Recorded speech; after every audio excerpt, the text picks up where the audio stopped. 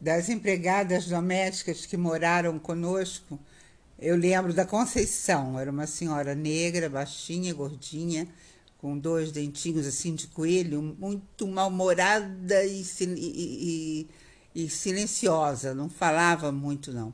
Mas ela tinha uma mania engraçada, porque às vezes a gente acordava de noite com barulho na sala. Uma vez eu escutei um barulho de fom-fom, assim, de brinquedo de criança, né? Que eu tinha um irmão menor. E era a Dona Conceição varrendo a casa, assim, 3 horas da manhã, né?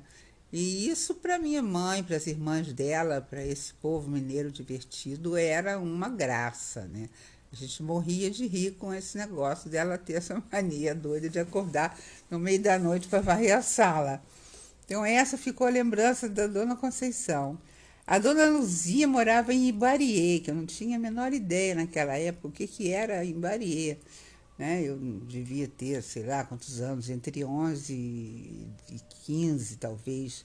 A Dona Luzia era magrinha, magrinha, magrinha, magrinha, fumava um cigarro atrás do outro, passava roupa, era passadeira, aliás, ela não morava não, era passadeira. Ela ia não sei quantas vezes por semana para passar roupa e fumar. E uma vez eu fiquei com a coceira na cabeça, horrível, uma horrível. Minha mãe me levou no médico. O médico examinou, botou lupa, botou luz, botou tudo na cabeça e não descobriu.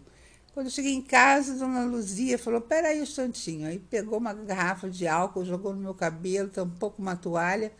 Falou: vai tomar banho agora. Quando eu fui tomar banho, olha, minha mão foi cheia de piolho. Eu me lembro que eu gritava, que eu nunca tinha visto aquilo, eu sabia que era aquilo, meu dedo cheio de piolho. Os médicos não descobriram e Dona Luzia descobriu. É, é isso que eu lembro dela. Ela morava em Barier. Bom, a Margarida e a Rita eram duas irmãs que vieram do Nordeste. A Margarida veio trabalhar com a gente e a Rita veio trabalhar com a irmã da minha mãe. Praticamente entravam para a família, né? A gente ia para o casamento delas, a gente acompanhava toda, né? Elas casavam, compravam terrenos, faziam casas e, e a gente estava sempre por perto. Tinha a Sirene, uma chamava Sirene. O que eu me lembro da Sirene é que ela, como uma vez no Natal, ela trouxe um porco para matar no quintal lá de casa, de Ipanema. Só que para matar o porco, você tem que pegar a faca e entrar certeiro no coração do porco. E ela, hoje, eu entendo, não teve essa habilidade. Então, eu me lembro que eu escrevi no meu diário dizendo assim: hoje acordei com os berros do porco que a dona Sirene estava tentando matar no quintal. Imagina a cena, né? E eu, meus irmãos, a gente criança, horrorizado com aquilo, chorando e tudo, tal, não me lembro mais nada. Só me lembro que de noite, na hora da ceia, todo mundo sentado lá, vem aquele porquinho assado com um tomate na boca e pronto, né? As crianças começaram a chorar, a berrar e saíram da mesa com ódio da família inteira e o Natal acabou. Essa foi a lembrança. Teve a Albertina, casada com Ariston. Ariston depois virou uma espécie de enfermeiro acompanhante do meu pai, quando meu pai ficou doente. A Albertina, eles tinham dois filhos, o Agneu e a Agneuda, que também estavam sempre lá em casa.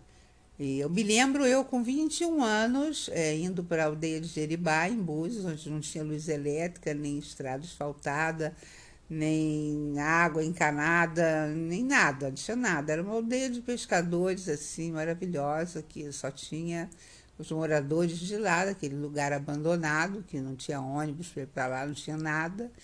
E acho curioso hoje em dia, né, pensar que eu, com 21 anos, me confiaram duas crianças pequenas para eu levar para lá. Assim como eu levava também meus primos, Sheila e Gustavo, que são 10, 12 anos assim mais novos que eu e também iam para Búzios comigo.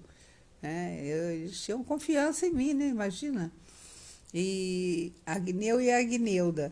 Teve bom, a a Estelina. A Estelina é de outra época, Mas é curioso, ela foi babá do Julian, irmão da Maíra, minha filha. A Estelina era babá do Julian, não sei se era mais o quê. Eu sei que ela carregava o Julian, ficava com o Julian às vezes para o Jorge e a Cris irem cantar no Garganta Profunda, alguma coisa assim, talvez, né? Eu me lembro da cena que o Julian foi crescendo, aquele bebezinho, bebezinho, bebezinho, e chegou uma hora que o bebezinho já estava quase metade do tamanho da babá.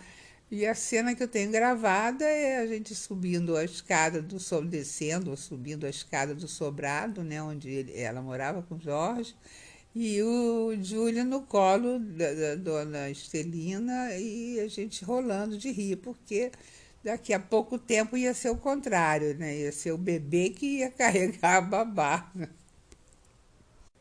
Teve a Célia. A Célia era ótima, era assim. Foi babá da Maíra, né? Porque eu trabalhava, o Jorge também trabalhava, minha mãe ajudava muito, mas meu pai estava doente e ela trabalhava também, minha mãe, de manhã, de tarde, de noite. Então a gente tinha a Célia, eu ia trabalhar, deixava a Célia com a Maíra lá na casa da minha mãe. A Célia era ótima porque ela me imitava direitinho em tudo. O jeito de falar com a Maíra, o jeito de brincar, o jeito de tudo. Ela era ótima. E eu me lembro uma mudança que eu fiz, que eu fui botando minhas coisas na caixa e jogando coisa fora, porque eu nunca fui de ter coisas muito assim de prata, cristal. Minhas coisas sempre foram meio hippies mesmo. Mas eu ia separando as coisas que eu não queria, né, para inclusive diminuir a mudança, e a Célia ia passando tudo para a caixa dela. Então, não adiantou nada, a gente se mudou e levou aquelas caixas todas, aquela tralharada toda. Eu tenho o filme de um lançamento de um livro meu já mais velha, né, já com 30 e poucos anos, e a Célia está lá, toda bonitona, participando do evento da família. Meus primos, né, a Sheila, Gustavo, que eu levava para Búzios, eles iam fim de semana com a Sirene para casa, passar fim de semana na casa dela, na favela, né, que naquela época não era como hoje, né, era um lugar praticamente rural. Então a Sheila me disse que eles adoravam, porque eles ficavam soltos, tinha galinha, eles brincavam, podiam correr, brincavam na rua com outras crianças, tomavam banho de bacia. E aquilo para eles assim era a maior alegria, o maior programão, era falar para as crianças que eles iam passar o fim de semana na casa da Sirene.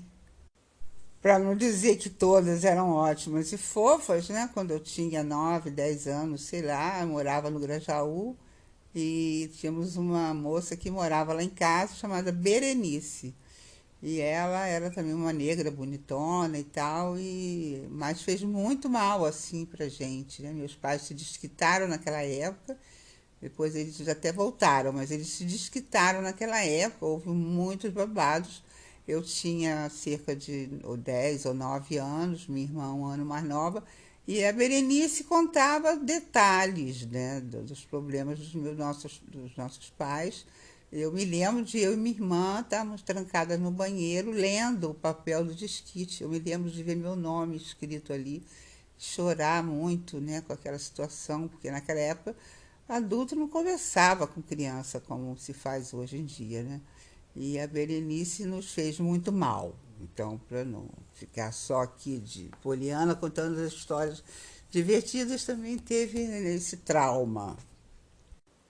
E, por fim, eu acho que a mais importante de todas, que foi a Sebastiana, a Tiana. Nessa época eu morava com meu pai, na Rodolfo Dantas, e a Tiana trabalhava com a gente e começou a namorar o porteiro, e o João. Aí ela ficou grávida. Ela ficou grávida, ela era bem jovem, né? Eu também tinha, sei lá, eu estava na faculdade já. E a Tiana ficou grávida, e aí o que que faz? O que que faz? Ela, não, vou fazer aborto, eu não posso ter filho, eu não tenho casa, não tenho nada, e tudo e tal. Aí pediu dinheiro ao meu pai e folga. Aí meu pai deu dinheiro e folga. Ela folgou e voltou alguns dias depois. E eu falei, e aí, Tiana, fez o aborto? Ela falou, não, não fiz não. Eu fui na casa de uma moça que faz simpatia, ela me deu um banho de rosas e eu tomei banho de flores e tudo, e ela disse que o neném não vai vingar. Aí eu me lembro de fazer graça com isso e falar, tá bom, se nascer menina, você bota o nome de Margarida. Só que nasceu um menino, Rodrigo. Rodrigo nasceu. Um dia eu cheguei em casa, faculdade, toda serelepe, quando eu abro a porta do apartamento, a Tiana estava com um rodo na mão, tirando uma água do chão. Eu falei, que é isso? Era a bolsa dela que tinha estourado. Aí ela foi para o hospital, teve o Rodrigo, e o Rodrigo ficou morando com meu pai, comigo, Tiana e Rodrigo. E meu pai, o Gracinha, né? Ele tirou os móveis da sala, encostou tudo nas paredes, que era para o Rodrigo poder engatinhar à vontade. Então a sala da minha casa virou um espaço para o Rodrigo engatinhar. Depois meu pai ficou doente, voltou para morar com a minha mãe pela segunda vez. Eu fui morar com o Jorge, levei a Tiana e o Rodrigo. Então, quando a Maíra nasceu, já tinha uma criança lá em casa, que era o Rodrigo, com cerca de 2 anos de idade, mais ou menos, né? Não me lembro muitos detalhes, eu sei que quando ele estava mais velho, mais rapazinho, assim, com talvez 19 anos, né? Ele foi trabalhar com Carlos, um amigo meu, tinha uma loja e empregou o Rodrigo, e o Rodrigo trabalhou com ele 9 anos, até que o Rodrigo ficou muito doente e sumiu da loja e foi piorando e morreu. E uma morte, assim, que não é misteriosa, porque a gente já podia imaginar o que era aquele época, talvez final dos anos 80, né? Mas foi um segredo absoluto, eu não consegui ajudar, me ofereci, mas aí ela não quis minha ajuda, disse para o Carlos que não queria saber de mim, porque nesse meio tempo também ela tinha me botado na justiça, porque ela queria que eu pagasse os NPS dela atrasados há 20 anos, porque só quem tinha assinado a carteira dela até aquele momento, que ali já existia carteira, né? Era meu pai e depois o Jorge. E eu dizia, Tatiana, para pagar o atrasado, você vai ter que pagar também, porque é metade para cada uma. Eu também não tinha dinheiro para fazer isso, né? E aí a gente também brigava com uma vizinha de baixo. Eu sei que a vizinha acabou botando pilha na cabeça dela, ela me botou na justiça. E a gente fez um acordo e depois a gente nunca mais se viu, infelizmente. E eu tenho muita saudade, muito carinho, muito boas lembranças do Rodrigo. Uma vez ele pegou a carteira do Jorge com dinheiro, documento, tudo, jogou pela janela. E uma vez também ele teve catapora. Aí a gente pediu para a Tiana ficar com ele na área dos fundos. Só que a área dos fundos era uma cozinha grande e uma área grande, uma área que dava para andar até de velocípede. Porque a Maíra era recém-nascida, né? A gente não podia botar uma recém-nascida com uma criança com catapora.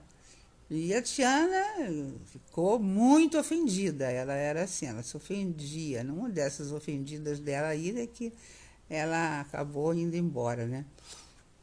E quando a gente morava depois em Copacabana, ou antes ou depois, eu não me lembro, eu sei que era tradição, assim, no Réveillon ela ia para lá com os 2 filhos, que ela já tinha uma menina também, ela tinha uma garota, que agora não me lembro o nome, mas aí ela ia com o Rodrigo e com a filha para passar o ano novo lá em Copacabana. Eu adorava, porque eu detesto fogos e todo mundo queria ir para minha casa, né? Que na verdade é a casa da Cris.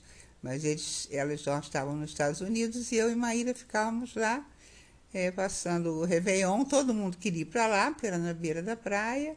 E meia-noite as pessoas iam ver os fogos e eu ficava em casa, porque eu detesto fogos.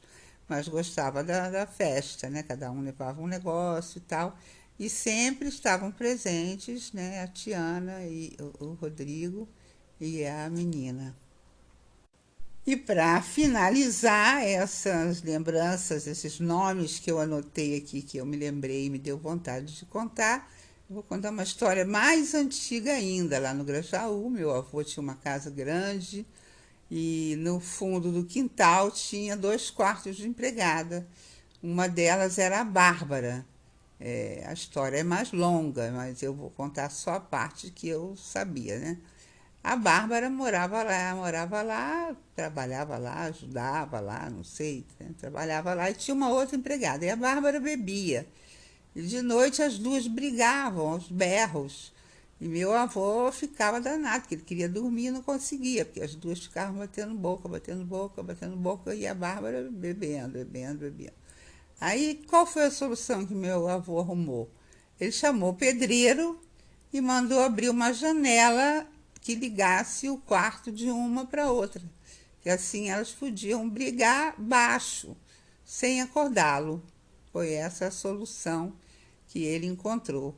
E eis que, agora, 500 anos depois, eu estou olhando, né, a árvore genealógica, né, da família e descubro que a Bárbara era irmã do meu avô. A família era muito grande, né? Como era naquela época, né? Um viúvo com um monte de filho, casou com uma viúva com um monte de filhos, tiveram mais 8 filhos, e eu não sei bem a história direito, eu soube recentemente que a Bárbara, que parece que não ficava só na casa do meu avô, de vez em quando ela ia para a casa de outros parentes e tal. Não vou ficar falando nomes, porque sei lá, pode ser que alguém não goste, né?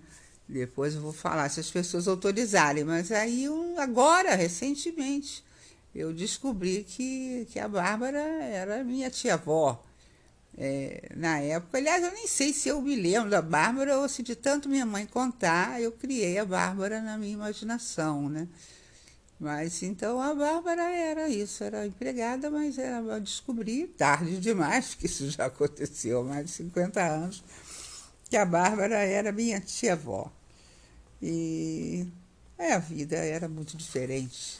E é bom guardar as lembranças desse mundo, desse tempo bem diferente que hoje a gente vê através de estatísticas, de números, de reportagens, de documentários, né? Mas que me deu vontade de contar para alguém, assim, a coxia, né? O lado humano desse convívio, que é sei lá, uma pós-escravidão, né? Mas essa passagem, né? Que as domésticas tiveram até ter seus direitos reconhecidos e tal, e ter todos os direitos merecidos até hoje. Mas guardo com muito carinho a lembrança delas todas na vida da gente. É isso aí. Vamos ver o que mais que eu lembro. Beijoca para todos.